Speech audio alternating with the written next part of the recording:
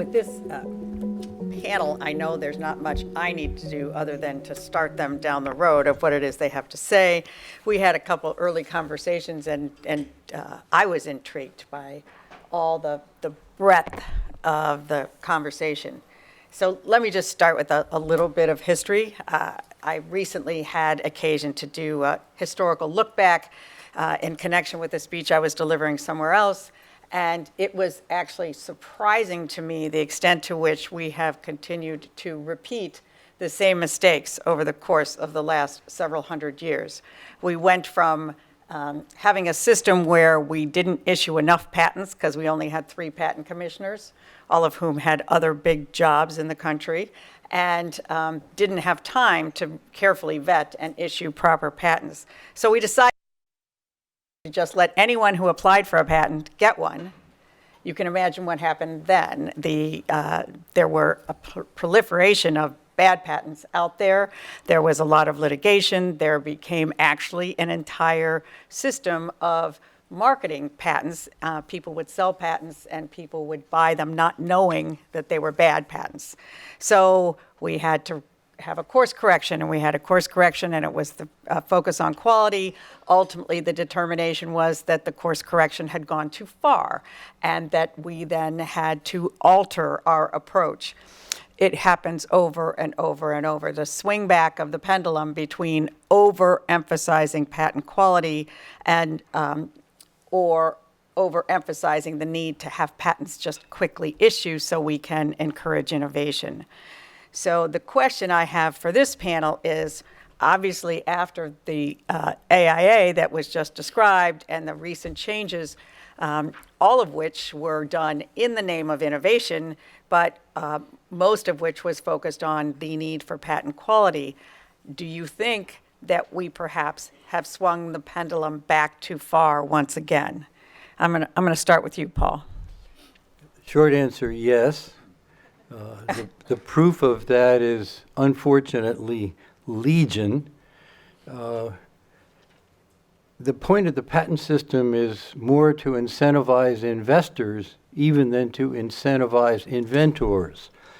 Because most invention, most innovation is costly, risky, and takes a long time to monetize.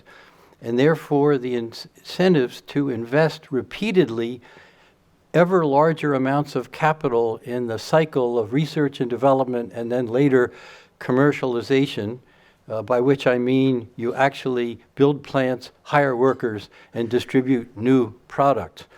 So what's happened in the last 3 or 4 years is the patent world has been turned upside down. The tilt of the pendulum has shifted dramatically. Now, we have to acknowledge that in today's world, investment money is completely mobile and global. So if the incentives are better in China, that's where venture capital money will go. And even if it stays in the United States, if the incentives in the R&D and C, commercialization world, are continuing to be inadequate, venture capital money and corporate money and other financial resources will go into things like entertainment instead of technology. So that's the first problem. The second problem is that if you look at the numbers, consider that you are on a spacecraft and you are looking at the dashboard monitoring all the systems on the spacecraft. I would say that every one of the lights on the panel is now flashing red. So we have so much evidence. The United States and the Chamber of Commerce annual ranking was always first, then we fell to 10th, and now to 12th in the last 2 years. The Bloomberg Innovation Index, which is a slightly different measure, for the first time ever, the United States fell out of the top 10. We have invalidation rates at the IPR trials in the range of 60 to 80%, which is roughly twice the invalidation rates of courts or of the central re-exam unit. So that double or triple invalidation rate suggests to me that the results are not accurate because of the procedures and standards that are followed in IPRs. And if that weren't enough, we have the double whammy of the 101 case law coming out of the Supreme Court between 2011 and 2014 and kicking in increasingly in the more recent years. So we have several thousand patents that have been invalidated in district court under the vague, subjective, inconsistent, undefined, irrational standards of the Mayo-Alice test. And worse than the thousands that have been invalidated, some I would say should have been held eligible and therefore valid. But even worse than that, we have tens of thousands, maybe hundreds of thousands of other patents that are under a huge cloud of possible invalidity. No one can know. So when you don't know if the asset is valid or not, what is its value? Who's going to license it? Who's going to buy it? How can it be used to drive commerce? And then my last point is the patent system works mainly in private, in conference rooms, not in courtrooms. So 95% of the system is off the radar. You don't see it because it's not in the courthouse. That's the way it always did work. In the 1990s, IBM earned several $billions a year licensing massive portions of its patent portfolio that it was not itself practicing. And it never had to file a single lawsuit in that decade because licensing was voluntary. People took licenses when they knew they were using somebody else's technology.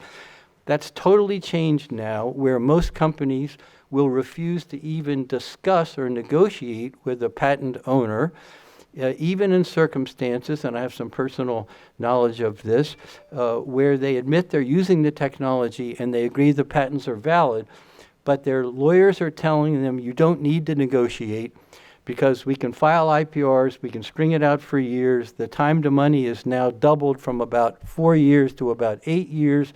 The risk is much higher. The costs are much higher. Most people cannot stay the course, so don't negotiate. You don't need to. So we've totally upended the entire system in the last 4 years.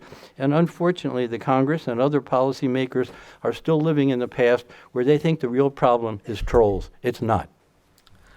Whoa, that was a lot to digest. It's exhausting. I know. Hard to keep up with all of those topics, but he's laid out a lot of things for us. Let me then, given where Paul ended, jump first to Jamie. There was a lot of activity in Congress that for, I think it was about 7 years leading up to the AIA.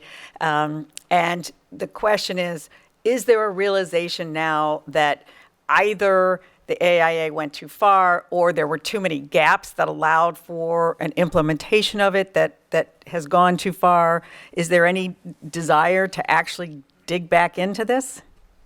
Well, that's an excellent question. And I think you're right, kind of going back to the point about the pendulum swinging. I think a lot of things happened that got us to where we are today. And in part, it was all three branches of the government acting in an uncoordinated manner. And this, in Congress, this concept of the patent troll, which I think is just a very easy narrative to understand, in contrast to the actual complexity of the innovation economy and the role that patents play, and especially the role that they play in encouraging investment. And I think it's been a struggle to kind of refocus the narrative instead of focusing on maybe a small sliver of abuse, the patent troll problem, and back to the wider patent innovation ecosystem. The senator I work for, Senator Coons, kind of saw this a bit earlier. 2015, he introduced the Strong Patent Act, which was designed to start to push the pendulum back in the other way. In this Congress, we introduced the Stronger Patents Act, which kind of in response in particular to the post-grant proceedings at the USPTO, we expanded that section in response to the kind of continuing experience in how maybe when the proceedings were implemented, they weren't implemented in a way that was balanced enough for patent owners. And I think a sign of progress is that in the past couple of weeks, the House introduced a companion version of the Stronger Patents Act, led by Congressman Steve Stivers, who you'll be hearing from later. And that has 8 Democrats and 8 Republicans as co-sponsors. And I think that speaks to the fact that people are really starting to understand that maybe there's been an overcorrection and action needs to be taken. All right, Dave, let me turn to you and ask you about this patent troll issue and the emphasis on patent quality. I mean, if you look back, our founding fathers actually consciously created non-practicing entities. I mean, in England, they had was called a working requirement, which meant you couldn't get a patent unless you could actually practice that patent. In the United States, they made a conscious decision they did not want to have a working requirement because they recognized that in our young country, we had a lot of really creative, brilliant people who didn't have the money or the wherewithal to actually create a whole mechanism surrounding the ability to market their innovations. And they wanted the smart young people in our country to innovate. And if you look back, some of our best innovations were things that were done by a farmer or ideas that people came up with who then were able to license them and to make some money from that licensing, and someone else was able to put them into practice.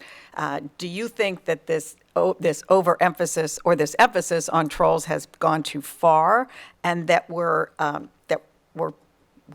misunderstanding what it is we should be actually trying to protect? Well, right, it's gone too far. It's actually gone way too far.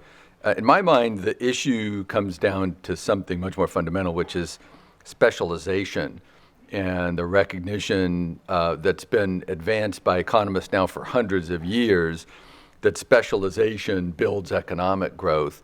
You want those who are good at inventing to be inventing, and you want those who are good at bringing things into the marketplace to be focusing on that activity.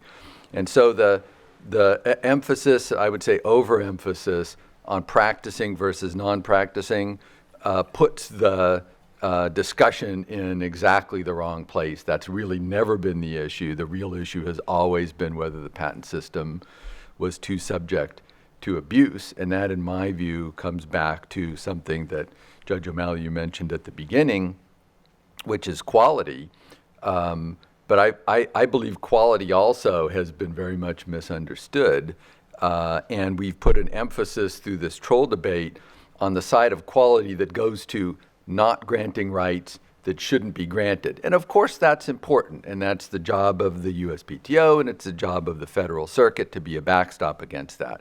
But I would tell you that as big a problem, if not a worse problem, is the patent that should be issued and doesn't get issued. Because each one of those unissued patents is a result that doesn't occur in the marketplace, is a business that doesn't get launched, and a patient that isn't cured of a disease because the right isn't there and the economic progress can't occur. And that's why I feel like, back to your pendulum analogy, the pendulum has definitely swung too far.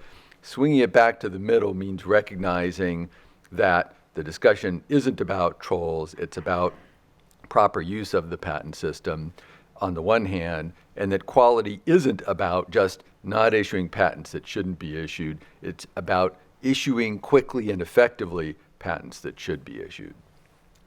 Gary, I'm going to turn to you now. There was once a time when the United States was considered the hotbed of innovation, where people from other countries tried to figure out why we were being so creative, why we had all these great inventions, and they came and looked and said, it's because they've got a strong patent system. And now it appears that we are losing our edge. And and I know that there have been times over the years where we have swung a little too far and we started losing our edge at certain other points in time. Do you think that we are suffering in terms of our competitive edge around the world? I think the short answer is yes. But the first time I'm aware of other countries having recognized that our patent system gave us a substantial edge was in the 1800s when the Japanese studied our system, and they determined that the main distinguishing feature between America and Japan was the existence of a patent system. So that's when they decided to get their own. it's also interesting that China, which obviously is a centrally planned economy, has decided that they're going to have less of their economy dependent on copying, and to come up with a lot of their own technologies. And in order to do so, they have created a much more robust patent system, such that it's now sometimes a choice, a venue choice for multinationals choosing to enforce against other multinationals. Where they have a choice of America, Europe, or China, they are sometimes opting for China. So that does signify something rather important. So we are zigging while they are zagging, and that. I can't say that America's changes to its system are based on some, the government having studied it, and upon due consideration, they're trying to do what is optimal. This is simply a matter of a number of corporate entities trying to minimize their expenses by a few basis points, and it is not a matter of doing what is in the national interest. And in the process, it is robbing America of its most unique feature, which is its incredible strength in innovation and technological entrepreneurship, i.e., small companies who are trying to invent stuff which has the effect of disrupting large companies. And Joseph Schumpeter coined the term creative destruction, and the incumbents are fine with the creative part, just not the destruction part, because they're the ones who would be. So I'm a venture capitalist, and I invest in many types of companies. Some don't need patents, particularly those in the internet and software space. But the ones that do, i.e., pretty much everything else, they are. The good news is that most of the entrepreneurs haven't yet figured out just how unenforceable their patents would be, and so they keep going. But I'm hoping that we can fix this system before it dawns on investors and entrepreneurs that it's kind of hopeless to innovate in, fields like energy innovations, anything electrical, mechanical, photonics. I mean, there's a wide range of areas that will have a really hard time in enforcing the rights if A, things stay the same, or B, it continues on the downward trajectory. Paul, do you think that certain industries are impacted more than others? I mean, I know that Gary just mentioned the tech industry that doesn't need patents to encourage its innovation, but what about other industries? Do you think particular industries are being the hardest hit? Yes, I think there's growing evidence that most of the technologies related to human health science have been hit very hard. Certain subsectors particularly hard. Medical diagnostics are an example, but not the only one. Medical devices, surgical procedures, and even breakthrough new areas like immunotherapy, where your own body is stimulated to kill the disease by interventions, or the new CRISPR gene editing therapies that are on the horizon. The whole human health area has been hit very hard. And if you look at it from the standpoint of the size of companies, the small companies have been hit unusually hard. Take the case of startups. Startups are the canary in the coal mine. So we have now the lowest startup birth rate in 40 years in America. The startup birth rate has gone down almost 50% on an annual basis. In 2014, more startups died than were born for the first time ever in American history. So that's a very upsetting dynamic, it seems to me. And then when you say, well, how important are they? We have lots of mid-sized companies and big companies. Maybe, startups aren't so important. But there are multiple studies by the Kauffman Foundation on Entrepreneurship in Missouri and by the U.S. Census Bureau that document that startups historically have been responsible for the majority of job growth, net new jobs, the majority of economic growth going back 50 years, and the majority of technological breakthroughs, the biggest inventions. So if anything, they're even more important on average than the big established companies, and they're the very companies that we're choking off at birth or infancy.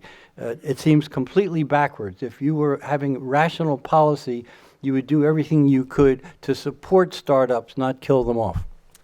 Can I add to that? Yeah, go ahead. There was an op-ed in the Wall Street Journal this weekend that was written by authored by Rob Atkinson of the, I think it's the Internet, ITIF.org. I forget what exactly it stands for, but it is a think tank funded by Google, among others, which was arguing that that we, as America, does too much to coddle and subsidize small companies, and that really it's just fine to let big companies be what our economy depends on.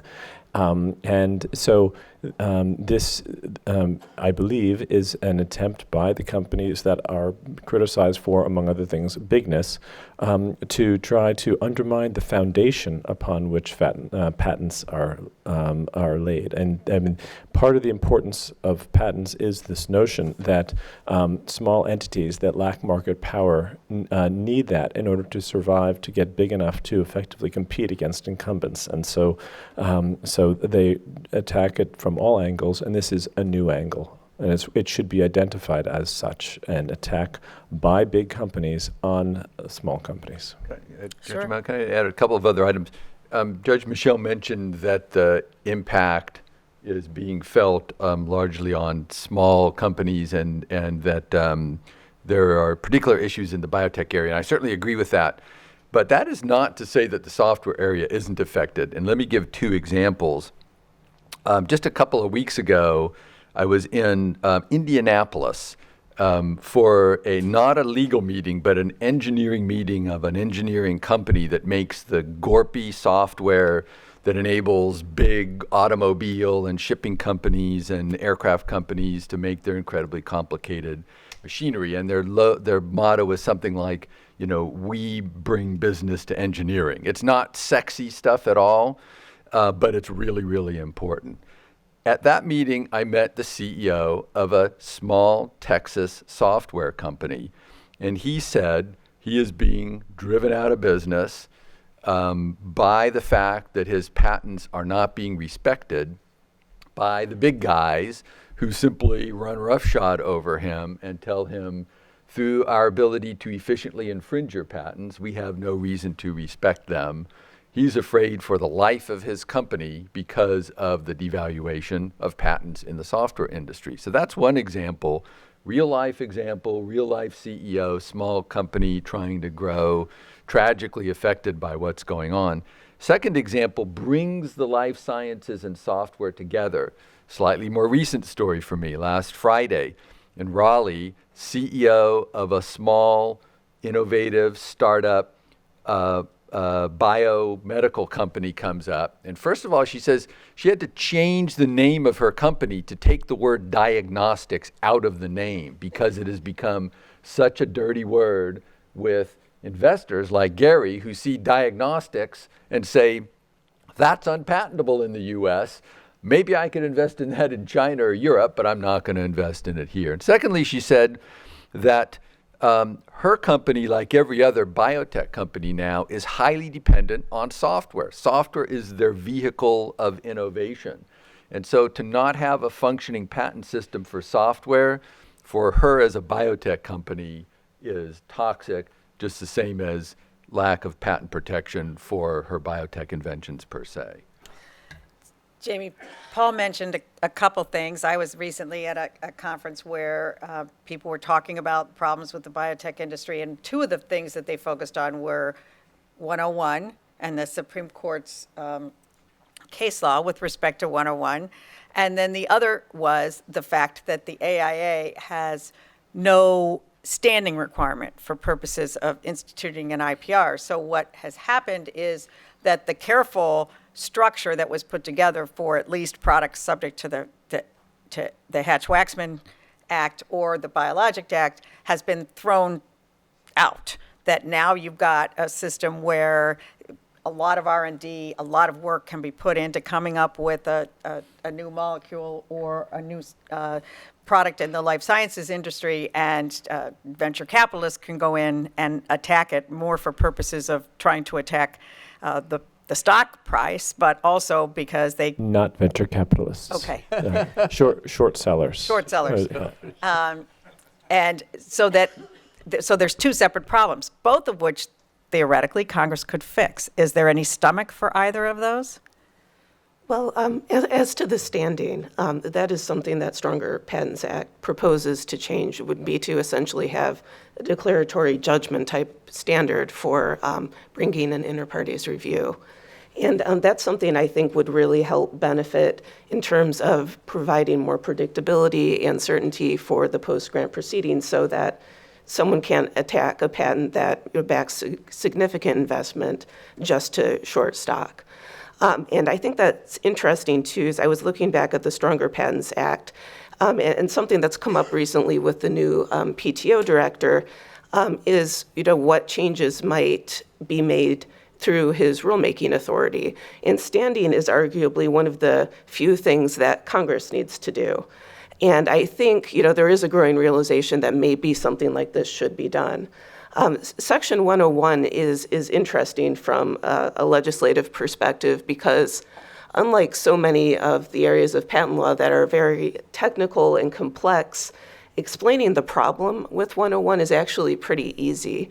Explaining that you can get broader patent protection in China or Europe really gets people's attention, and they want to know what we're doing and why. But on the other hand, as we saw, I think, in the last Congress with the competing patent bills, is that there are, very vested interests on both sides. So trying to walk that fine line is a real challenge. And a related concern I have is just, assuming all the stars align and Congress can pass a law that fixes 101, which I think would be the right thing to do, is that I think if it doesn't address the concerns that led the Supreme Court to do what it did in the recent line of 101 cases, there's a realistic concern that there will be another hook to develop the law in the same way.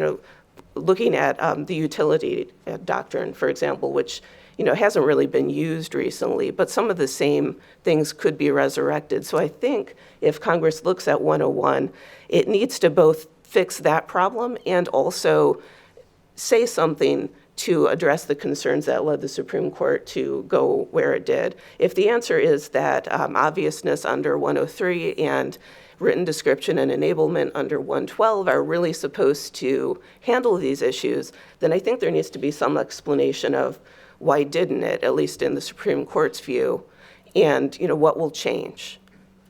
We'll get to the Supreme Court in a second, but let me ask you this, Gary. And so I'm sorry about my misstep there, but venture capital is critical to startups, to innovations. Are you finding that because of the 101 problem, for instance, that there is less venture capital sort of available for life sciences startups? Most definitely. Life sciences, both in terms of biotechnology companies who are developing new drugs, as well as and diagnostics and medical device companies. Healthcare IT is not affected as much because that's more in the software and internet domain. But it is very much an issue, and I do make investments in that field, and it's a problem. And by the way, if companies were to lobby to have regulations changed to allow them to pollute more, and where the pollution is clearly harmful, most people would view that as unethical. When companies lobby to have the patent system changed in such a way that causes fewer cures to help people live longer, then people are going to die. And it's not really ethically different from the first case, but and therefore I allege those who are trying to undermine our system for their own benefit who will cause people to not live as long or as high a quality of life are equally unethical and should not do that, and they should be able. We're all humans. We're all beneficiaries of the innovations that improve our lives, and doing this, I think, is intrinsically unethical, and they should reconsider. All right, there are two big things. One is the Supreme Court's role and where its attitude is coming from. The other is, as something else Jamie brought up, which is, are there things that the PTO itself could fix, and is there hope that those things could be fixed in the future, short of having to go to Congress to do those? So let me do the Supreme Court first. There seems to be, over the course of the years, almost every time we've ever looked at the patent system, there has been an open recognition that it is a monopoly, but that it is an important monopoly to protect, that it is something our country needs and should want to protect. There seems to be, at least with the current Supreme Court, an attitude that says anything that smacks of a monopoly is a problem. And you can see it in their exhaustion cases, you can see it in their 101 cases, you can see it in the activist case. There are a whole variety of circumstances in which the only real explanation you can feel is that they just don't like patent monopolies. Am I overstating that, Paul? No, you don't overstate anything. The Supreme Court's 101 jurisprudence, in my opinion, is based on a failure to recognize that the innovation of the 1952 Act instituting obviousness as the critical filter for patentability changed the whole system. The Supreme Court in the 101 cases in recent years has gone back to quoting dicta from pre-1952 cases, in fact, cases going back to the 1880s, which cases really had to do with patentability, i.e. obviousness, not eligibility under 101. But the Supreme Court failed to see the distinction. So it trapped itself and the Federal Circuit and the district courts and the Patent Office and the whole country and our economy in ancient dicta that was really about the obviousness notion, not eligibility.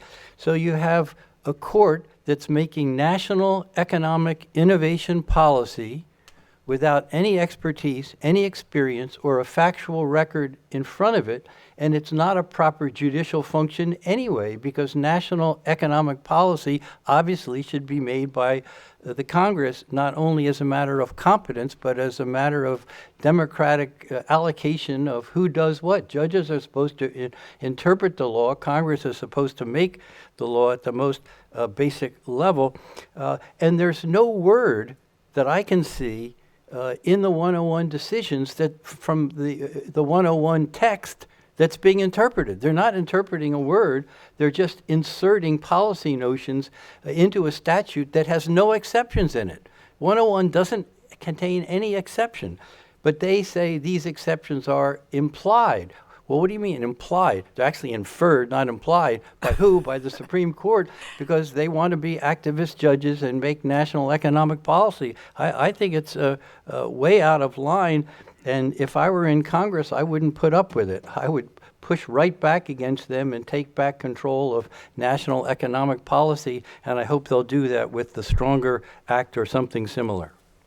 Judge Malley, I wonder if Yes. I could add something to add a perspective from the agency that then has to implement this kind of jurisprudence.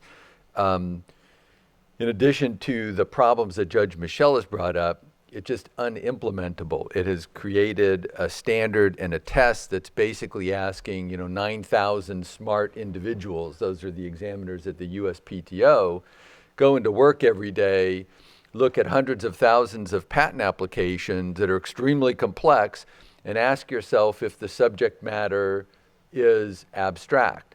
That is a test that cannot be reduced to a repeatable process that 9,000 well-meaning, smart people can execute on. And so unfortunately what's happened is, in addition to all the problems Judge Michel has mentioned, and in addition to the fact that the test fundamentally says, take the invention out of the patent and then ask if there's still anything patentable, what do you think the answer is going to be? Of course it's going to be there's nothing patentable once you've taken the invention out. Setting all of that aside, you've got a test that this poor agency is, fundamentally unable to execute on because it can't be repeatably executed. Do you think that the Supreme Court is sort of created an imbalance between what should be the realm for competition policy and what should be the realm for patent policy? Yeah, well, definitely. That's, the whole, the incursions that have been encouraged by the court decisions at the Supreme Court and then quickly grabbed and latched onto by, the DOJ here in the U.S. and the FTC, and have caused these very chilling statements. I think the statements that have been made, setting aside the new administration, the statements that have been made are perhaps worse than the actual actions that have been taken because they've had a tremendous chilling effect. The DOJ comes out and says, we're after innovators. We think that innovators are doing bad things. It causes a tremendous reaction in as Judge Michel mentioned before, the many conference rooms in which most of intellectual property decisions are made. Everybody pulls back from that kind of statement, and I think that's exactly what's happened. Gary, you mentioned before about choice of forum. People would go to China instead of somewhere else to enforce their patent rights. Even in Europe, at least my understanding from my friends on that side of the ocean, is that, in fact, the competition entities have started to pull back. In other words, they were starting to get a little bit aggressive, as was our FTC over the course of the last administration, and they're now pulling back, realizing that there has to be a balance and that they can't overstep their role. Do you think that is going to make Europe a more attractive forum for purposes of enforcing patent rights? I have heard that Germany is already, but I don't really know a lot about that subject. But I would like to go back to the question you asked, David, relating to antitrust as it relates to patents. It is quite ironic that that system that would grant a temporary monopoly to somebody would in fact be pro-competitive.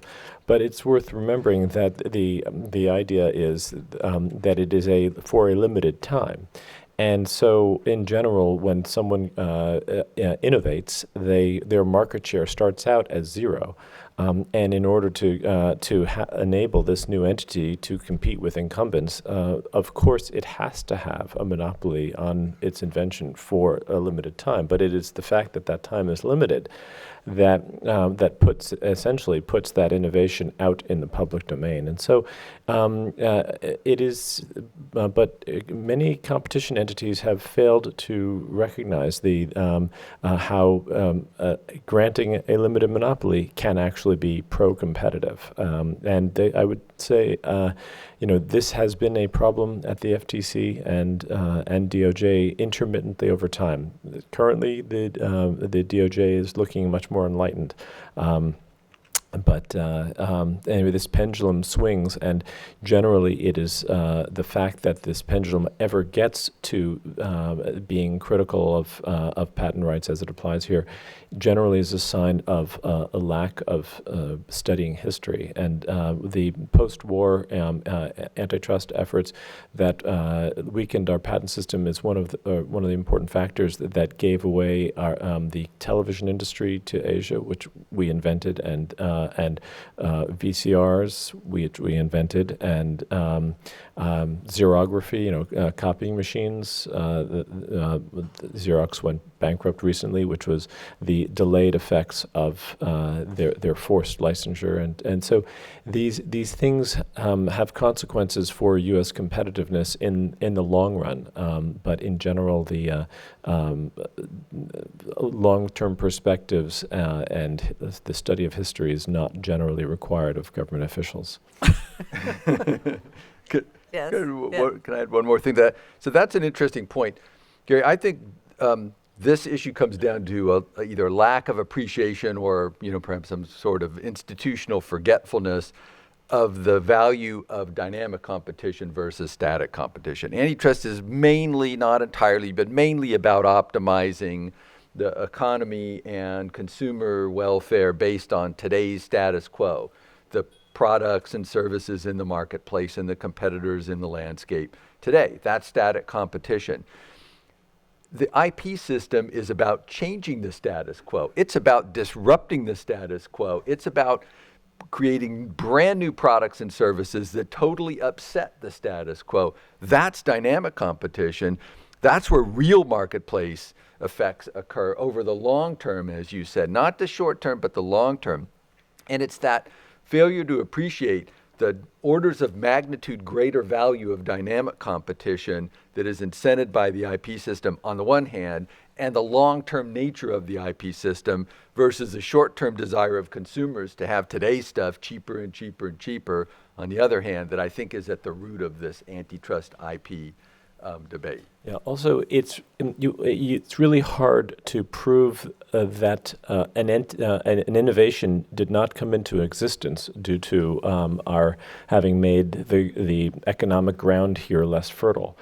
You can point to the bankruptcy of Xerox and say trace that back to its origins, but it'd be very hard to prove the unborn companies. And I once said to a conservative that was on the same side of the patent issue to me, is like, there's nobody out there to represent the unborn companies. And he said, you have no idea how offensive that is to me. But it's true. There is no lobbying entity in Washington that represents companies yet to be born. The National Venture Capital Association comes a little bit close, but they also have many other things on their agenda, and their board has some representation of internet and software companies who care not a whit about patents.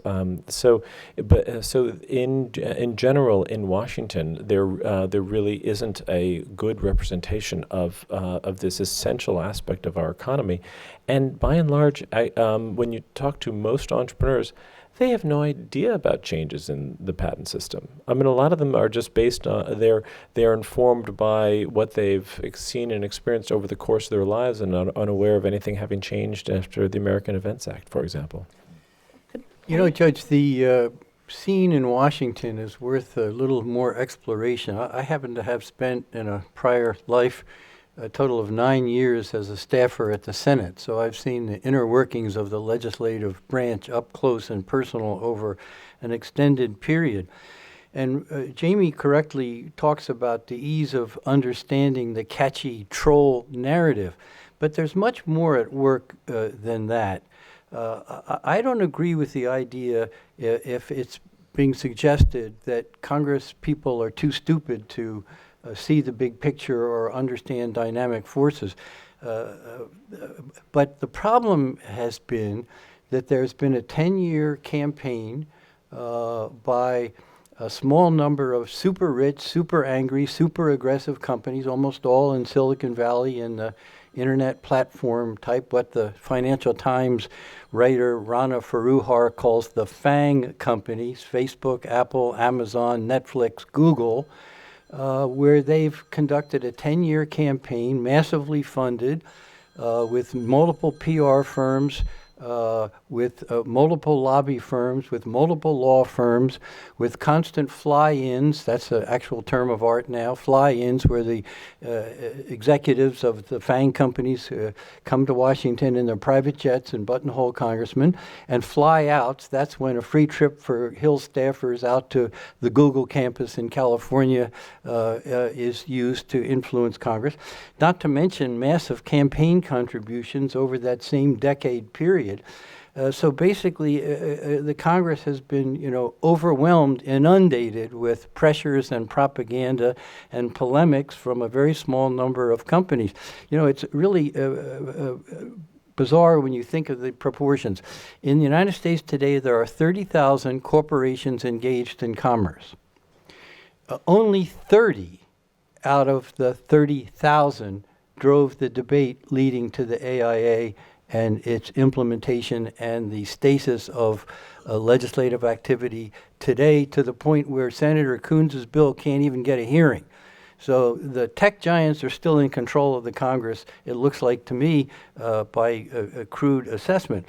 So we really have to recognize that enormous momentum was created by this 10-year, highly funded, highly coordinated campaign, and it will take an enormous counterforce to negate that, which means that all of the rest of the companies in the country, the other 29,970, have to start speaking up, and all the professionals, economists, patent lawyers, business leaders, IP heads at companies and so forth, need to wake up and get in the act. For better or worse, now it's all politics. It's not really public policy front and center. It's raw politics. It's campaign contributions. It's PR. It's planted editorials. It's campaigns of amicus briefs to get your industry or your company's viewpoint heard in the Supreme Court.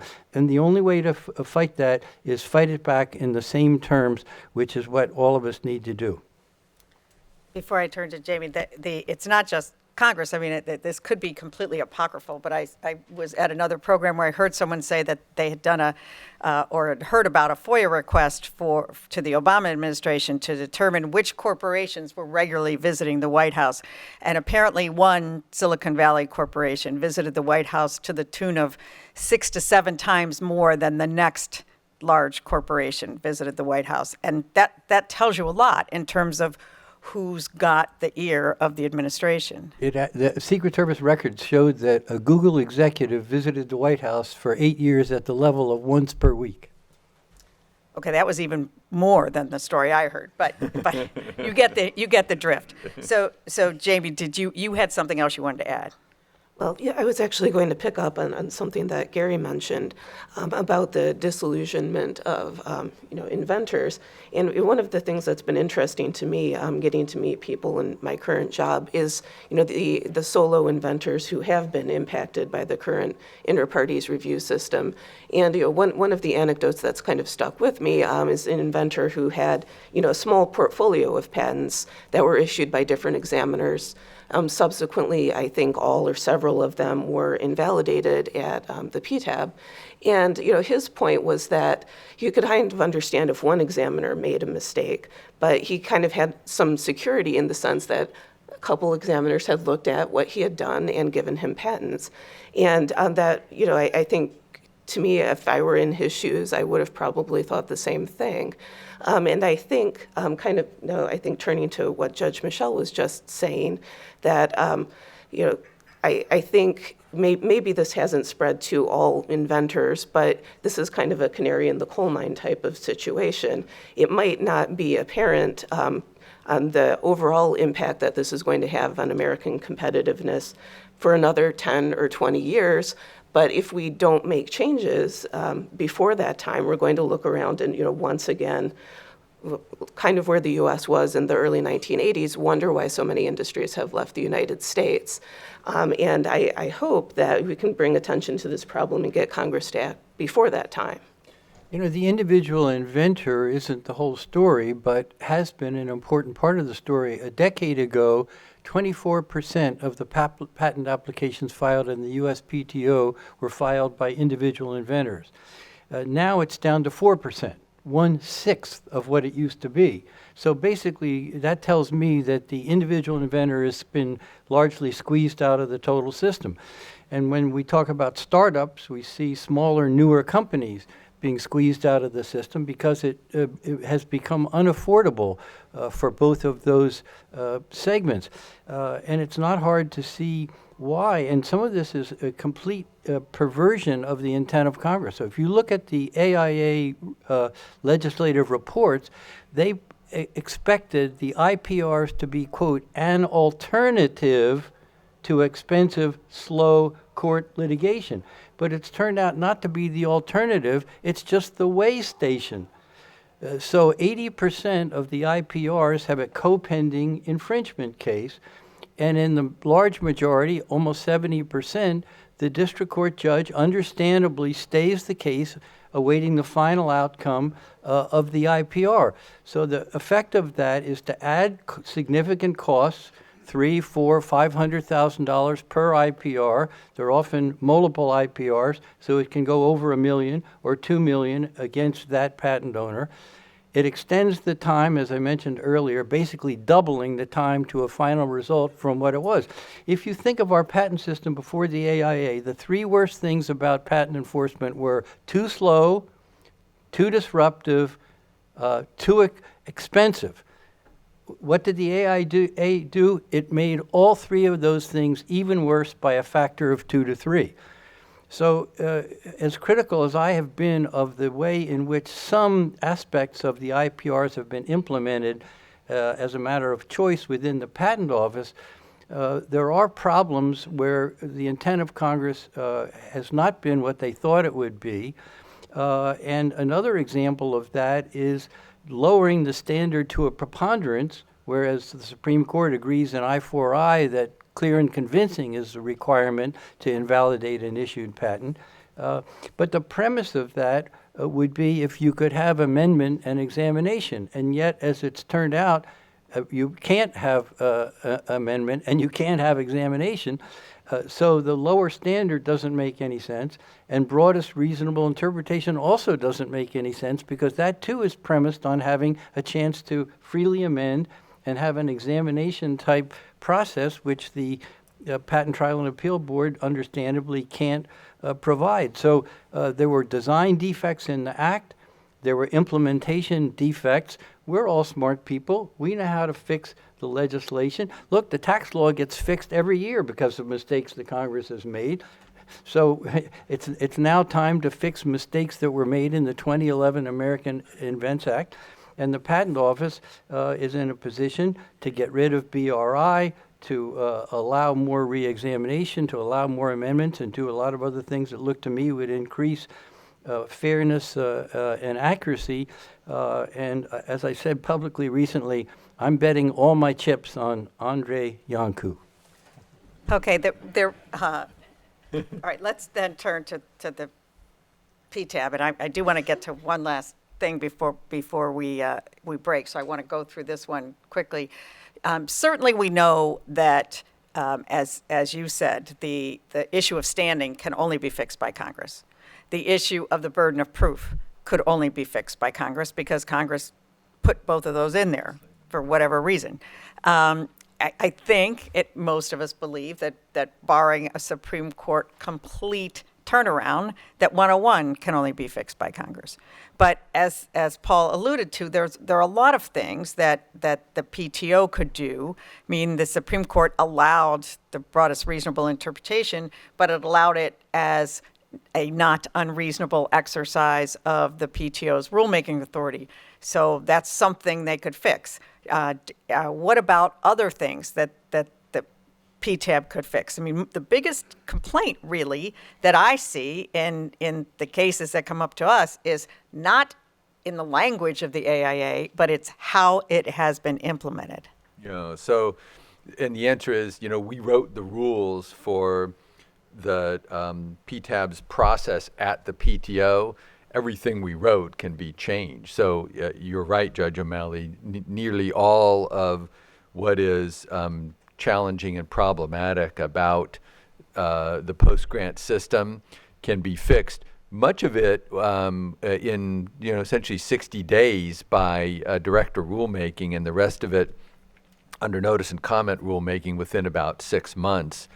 The premise, if you flash back to when we were setting up the PTAB, it was the first time in the history of the USPTO that the agency was being told, you've got to do some things and you've got to do them on very strict time frames, very specific time frames. And so our mandate was we were going to be sure that we wired this thing up so that it could get its work done on time. Because if there's anything that gets noticed in Congress, if there's anything the public notices, if there's anything the media notices and would immediately come down on the agency, it would be if it just flat out fell on its face and failed to implement the timeframes in the AIA. So to make sure we could implement them, we wired up a system that was extremely efficient, essentially making it hard to amend claims, as Judge Michel mentioned, providing minimal timeframes. Now flash forward to current, here we are 5 years later or so, and the PTO has done, I think it's fair to say, a wonderful job in terms of timely implementing everything. I don't think it's missed a single date in all the thousands of these procedures that it has executed on. So the agency has proven it can implement in time. The second part of the equation, though, that most people aren't aware of is that we as the agency promised our constituency back in 2011 and 2012 when we were writing the rules that we would quickly iterate on them because the view was we couldn't get it right the first time. And in fact, we were right that we couldn't get it right the first time. As we're now discussing, the agency couldn't possibly get it all right. But what has happened is that iteration didn't occur. Hopefully, as Judge Michel says, now we've got new political leadership in there. They can quickly start the iterating process to flex on things that the agency can flex on while still meeting its timing requirements and fix the balance of fairness backed up by Jamie's stronger Patent Act, and you can have a really world-class review system then. When you look at the legislative history of the AIA, there is a lot of discussion about the fact that it's not just to clean up bad patents and maybe patents that never should have issued, but to have a system where you can reaffirm and endorse and possibly through the amendment process fix patents that should have issued but maybe shouldn't have issued exactly as they did. And there doesn't seem, at least anecdotally, to be as much emphasis on the other side. It seems that the emphasis is on getting rid of as many patents as possible. Yeah, the claim amendment process has proven to be a really difficult nut to crack. So you've got these judges, 3 judges, none of whom are examiners. They don't have the machinery for examination. They're not trained in examination. They don't necessarily know the rules and processes. They're not searchers. And they're being then saddled with an examination role. It has just been terrible trying to figure out how to work that process. I believe it can be done, but what it takes now is the new leadership to get in there, get into the details, and work out how you engraft an examination process into or on top of this bench of judges. That has been the... I thought I gave him a pretty good roadmap in Aqua Products. Unfortunately, that part didn't get a majority, so... The Act, as I read it, empowers the director and policy subordinates of the director to shunt things to examination that start out as an IPR and empowers the director to decline to institute a trial even if the factual threshold is met of more likely than not that one or more claim will be ruled invalid. So under existing legislative authority, I think the PTO director could layer an examination process above or below or somehow integrated with the IPR process, and that would do a world of good for everybody. Nobody wants overbroad patents, but nobody wants good patents killed in their entirety either. We don't have to always err in one extreme or the other. We can get it down the middle of the fairway because we're smart people. We know how to do this. We know how to make adjustments. So the profession needs to keep talking to the new director, as they've been doing practically daily for his couple months in office, but don't stop yet. Yeah, so just one other thing on that, Judge Michelle, I totally agree that you could potentially use the CRU, the Central Reexamination Unit, that's got tremendously skilled examiners. You could second primary examiners over to the board to do the exam. There are any number of solutions, and the agency now has tremendous resources available to it. It's been permitted to keep its fees. It's got a lot of people. Backlogs are down. Appeals are getting under control. There's all the right predicates in order to fix the problem. Jamie, and with your two hats, is there something that you think the PTO could do without having to have your other hat take any steps? Right. Well, looking at the Stronger Patents Act in comparison to the Director's rulemaking authority, Stronger proposes basically 10 major changes to the IPR process. By my calculation, I think the Director could implement about 7 of them, depending on how you slice things. So I think also it's important to recognize that there's the clear formal rulemaking authority, and that's one way to do many of these changes. But another promising avenue is better use of the precedential decision-making process at the PTAB. One of the changes that's proposed in the Stronger Patents Act is to only allow one IPR per claim of a patent. And just, if you go through and you survive, then your patent is, as far as the PTO is concerned, gold-plated. So I don't know that the PTO could do that directly, but what I find interesting is that with some of the precedential decision-making under 314A, which governs the Director's discretion, there is now a multi-part test laid out for when a follow-on petition should be declined. So that's not quite as strict as only one, but it goes in the same direction. And I think it would be beneficial if the PTO kind of also made more precedential decisions on similar areas. Can I Yes, add? of course. One of the claims that was for the American Invents Act prior to passage was that this would bring more certainty. It's just worth remembering because even then it was obvious that that would not be the case. And also the issue of one of the issues in oil states is whether patents are property rights. And, as a venture capitalist, I am reticent to invest in something where it's not clear that you'll have clear title to. I mean, you wouldn't build a house on land where you didn't have clear title on that land. And if you want to see the effects of not having clear title, just go to Cuba, where you'll see there's not a whole lot that's been built in the private sector since 1959. So it's really essential if you expect people to invest in something, that you have a sense that the patent that A, there's some predictability about what will issue and what won't, and B, that once issued, it's likely to stay in place and be enforceable. And the uncertainty associated with the latter is really horrific for capital formation. I recently heard someone who said that they don't care as much about which way the Supreme Court goes in oil states as they do about how the Supreme Court would get there. And that if, in fact, the Supreme Court were to adopt the position of the PTO that there's nothing about patent rights that are private rights, that in and of itself could be devastating to the patent system. Do anybody else want to comment on that? Well, the existing statute says in 261 that patents shall have the attributes of personal property.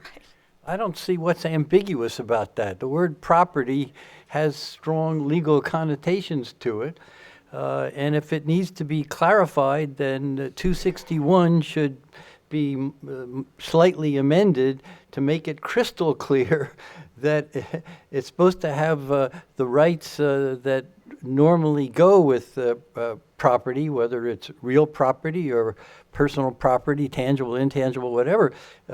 So it's another place where Congress can push back against the incursions, a very well chosen word by Director Kapos, that have been made by the Supreme Court into the functioning of the patent system. And I think they have no idea of the damage that they've done, and there's no way really for them to learn of the damage, because their radar doesn't include what's happening in the venture capital market or what's happening in private boardrooms where big corporations decide, well, we'll buy back stock instead of investing in R&D because investing in R&D is now a loser. So we got all this going on, but it's not within the competence or the purview of the Supreme Court. So if they're to be put into a more appropriate, more a modest role, it'll have to be because Congress pushes them back. Dave, before we wrap up, you had wanted to say something about standard essential patents. I know that there's going to be a discussion of this with at least one panel later today, but one of the questions that you had raised is whether or not we are creating a proper balance between the innovators and the implementers in our approach to standard essential patents. Well, right. Yeah. Thanks, Judge O'Malley. Yeah, I feel like this issue of SEPs is a bit of a microcosm of the whole troll debate, where we got off on talking about something that really wasn't the point, that wasn't the issue. And similarly, in the area of SEPs, I feel like we lost sight of the fact that innovation is really important, and that the folks who invest in innovation are the good guys. We somehow got off with, in some cases, the courts, and in some cases, antitrust authorities all over the world, assuming that innovators are bad guys. And I just don't get that at all. The innovators are the ones who are investing billions in R&D, and then taking this incredible leap of faith where they have to say, look, instead of enforcing our rights, like used to happen in the good old days of the PC revolution, when there were essentially two winners and everyone else was losers, instead of doing that, we're actually going to put our hard-won investments into industry standards and let everybody else use them along with us. We're going to give up our opportunity for price differentiation, because once we put this stuff into the standards, everybody gets to use it. And we're going to hope that we make some of the money back maybe 10 years later if the standard is successful by licensing our IP. These are good guys who are taking this leap of faith and investing this much in creating these gigantic successful ecosystems. And I just feel like we need to have a discussion that starts from that premise. These are the good guys. I know that there's hope on the horizon, or at least there seems to be some view that this might be changing, but the FTC at one point was taking the view pretty much that if you dare to enforce a standard essential patent, that is by definition anti-competitive. Yeah, and that's part of the rhetoric, the tenor that I think became so poisonous. There really should be, no distinction between enforcing an SEP versus enforcing any other kind of patent. And there should be a view that whatever spillovers there are from technology becoming standardized, of course, at least some of that value should go to the innovators, right? I would acknowledge that some of it should spill over into the public domain. Consumers get tremendous value from standards, but it doesn't make any sense to me to say that all of that spillover value has to go to the implementer. Since when did that need to be the case, or since when did it make sense? It makes no sense to me. I think a significant amount of that value should go to the innovators. Because we made no mention so far of the eBay case that started off the whole anti-patent dynamic in America. And I think it's quite ironic that the Constitution talks about exclusive rights, but the Supreme Court has decided that the right to exclude should only apply to people who are in lawsuits over a directly competitive product and are direct competitors in the marketplace. And that isn't even in the opinion of the Supreme Court. That's in a concurrence of just a few justices. So we have a concurrence that's the effect of ruling law. How anomalous and crazy is that?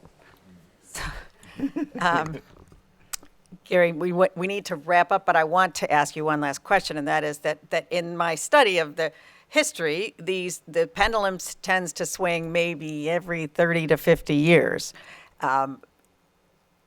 Technology is exponentially increasing at this point. And in fact, I heard someone recently say that in the last 2 years, there has been more innovation than in the entire 10 years before that. If it's moving that fast, do we have time to wait for 30 or 50 years for a course correction? Well, the best time to fix something is in the past. The second best is the present. I mean, the answer is no, but what in the 1980s, President Reagan convened a study group, a council to study competitiveness, and as part of that, they determined that the antitrust regime that had existed before was among the reasons why we had lost competitiveness in a number of industries, and so it dialed back the adverse rulings with respect to IP. When China is destined to pass us in terms of total GDP, and we as a country have already been passed by about a dozen countries in terms of GDP per capita. There's at some point in the future, when we have lost so much of our leadership in important metrics, there'll be some analysis we'll say, okay, we made some mistakes. What should we fix?